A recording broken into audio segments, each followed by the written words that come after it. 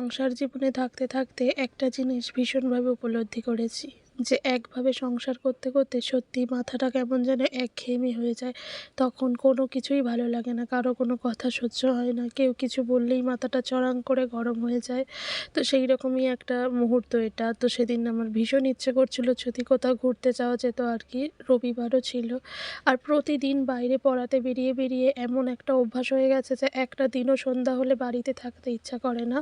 যদি একটা দিন বাড়িতে থাকি তাহলে মনে হয় আজ যদি কোথাও একটু ঘুরতে যেতে পারতাম তাহলে হয়তো মনটা একটু হলেও যেন শান্তি হতো, মাথাটাও যেন একটু ঠান্ডা হতো, এরকমটাই।